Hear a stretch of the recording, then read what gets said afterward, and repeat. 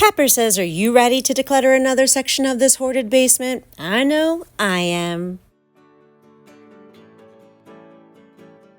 Hello everyone and welcome back to A Hoarder's Heart. For today, of course, we are back in this basement continuously decluttering and chopping away at all of the clutter.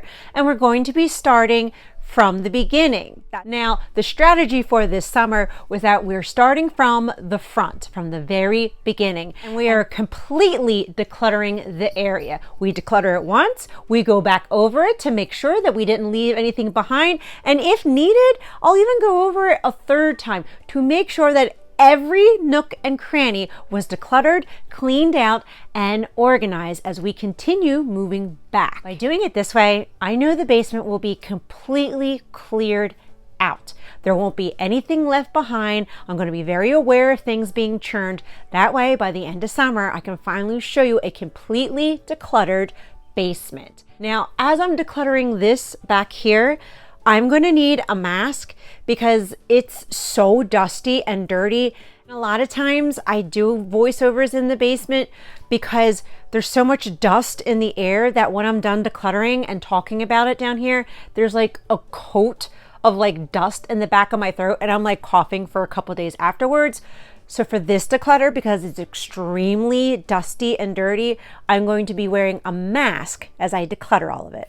Now this bin we're going to put with the other organized totes on the other side. This is a craft organizer that I know that I've had for 10 years. Been dying to use it. There's nothing in there.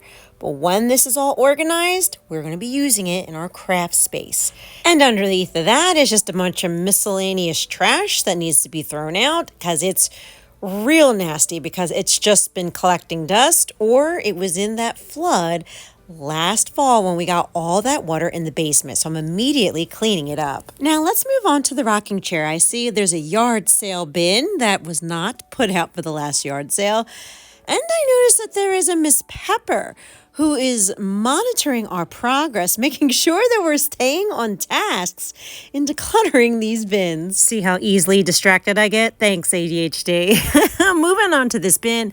Looks like there's a ton of holiday stuff, but especially like Valentine's Day and Easter decor. And what this shows me is that Easter did not get put away altogether. Just pieces came down individually, landed in the bin, and was not organized in the Christmas cave. So for now, we're just pulling everything out now and we're going to put them into their proper bins. Now this right here is an oversized wreath storage bag, but there's miscellaneous things in here.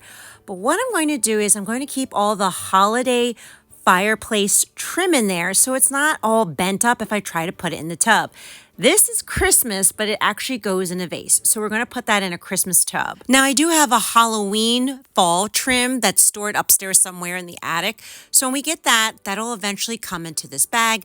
I also have a regular pretty flower trim that's mostly up through the year.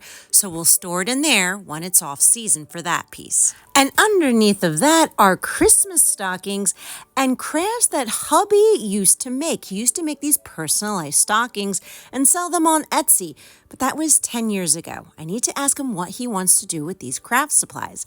And this kitchen towel right here, she's very old and we can absolutely let her go. And as I was peeking at some of these craft supplies, I realized there are some things that I can make a decision on letting go of.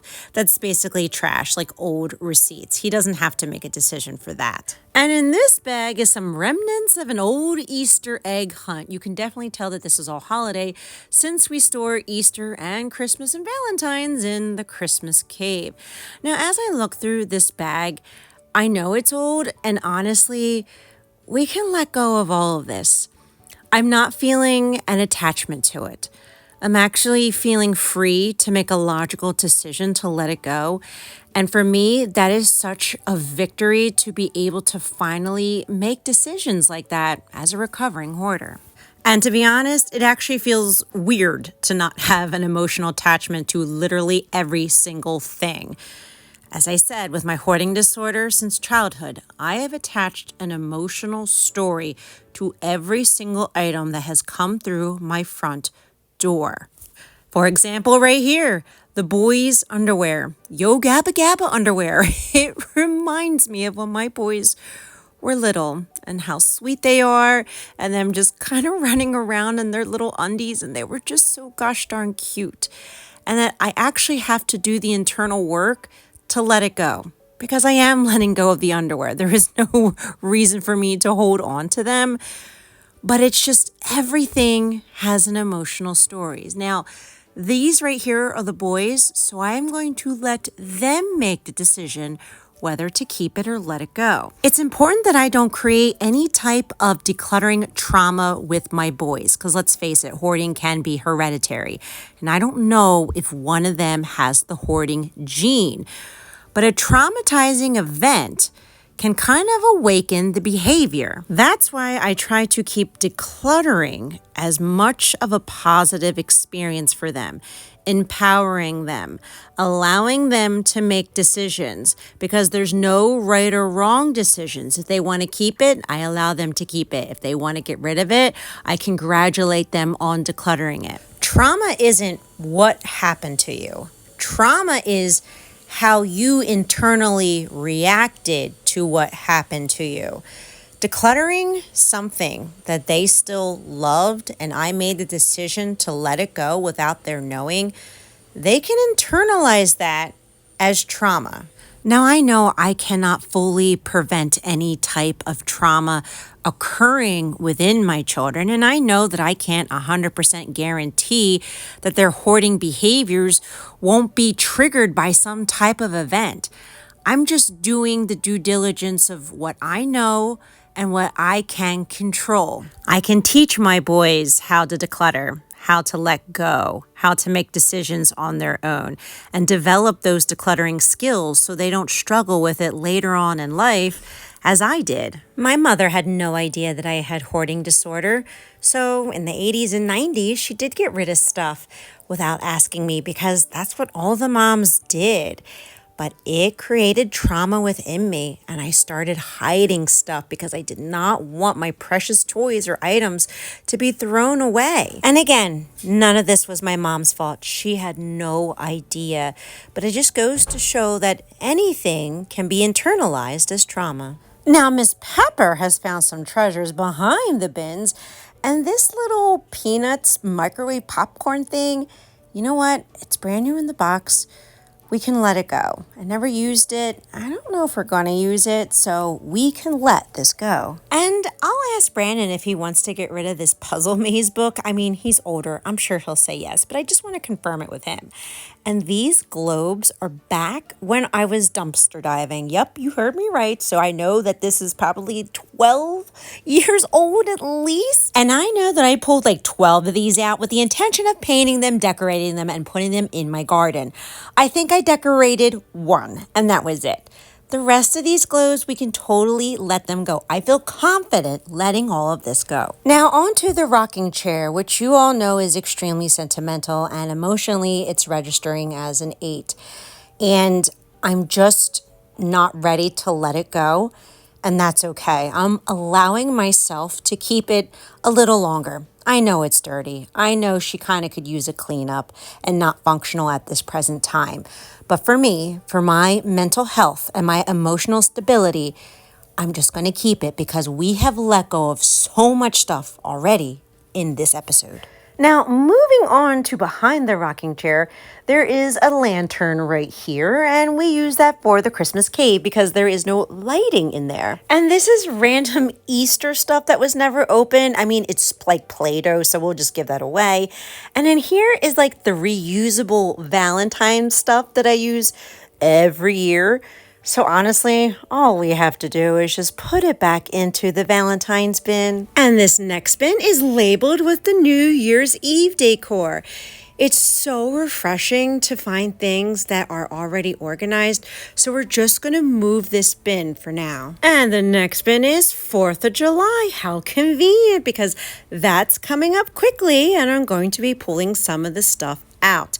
So what I'm doing with these organized bins is I'm just taking it to the other side of the basement that we already cleaned out. I'm keeping all of the labeled bins together as we continue to declutter and downsize everything in the basement. Now, this is a very old printer table, but what's inside is, okay, like a plastic bag. We can totally get rid of this. This is like old fabric. And up here is, oh my gosh, it's like file folders that are legal size. We can totally let that go. There's also old tax information from here. Now, I think you can get rid of your tax returns like up to 7 years. I believe that's correct. I don't think I need these old files, so we'll have to shred them. And as we continue back, this is where it gets really dirty, and you can tell the area has been neglected. These are tub lids that I had found. So what I'm going to do is I'm going to pull them up. We're going to give them a good rinse. I have other tub lids that I found on the other side of the basement, so I'll keep everything together. Now, this is dangerous. It's like part of a saw. It's rusted. And oh my gosh, this is just dirt, and then the water has gotten in here, so clearly things have molded. So I can't believe these flip-flops. I had to put gloves on and double mask and just immediately put it into a trash bag. And because this is underneath the staircase, it's a very tight fit here. So I had to use this old trim with a nail on it to try and drag out this old Tupperware container. Like, oh my gosh, it's like biohazard over here. Of course, none of this can be kept. I'm immediately tossing it out because I just don't want it in the basement anymore. And as we're sweeping up this area, I just realized we let go of so much stuff this episode. I would say out of all the stuff we looked through, we're letting go of 90% of it. For a non-hoarder, that's a lot of stuff. For a recovering hoarder, that is an extreme declutter. To be able to get to this space where I let go of a majority of the stuff, this is a huge victory in recovering in my hoarding disorder. To me, this is extreme. And we really opened up this space right here. I mean, this is great. This whole area opened up. We can walk right up to the Christmas cave, and it's exciting. It's exciting to be able to see your progress over time and how you can start to declutter and let go very easily too. Y'all can do this. If I'm a recovering hoarder, I used to be a level 4, then everyone has the capability to be able to clean out and make new spaces in your home. And my hope and my prayer is that this video motivated and encouraged you to clean, declutter, and let something go in your home today too.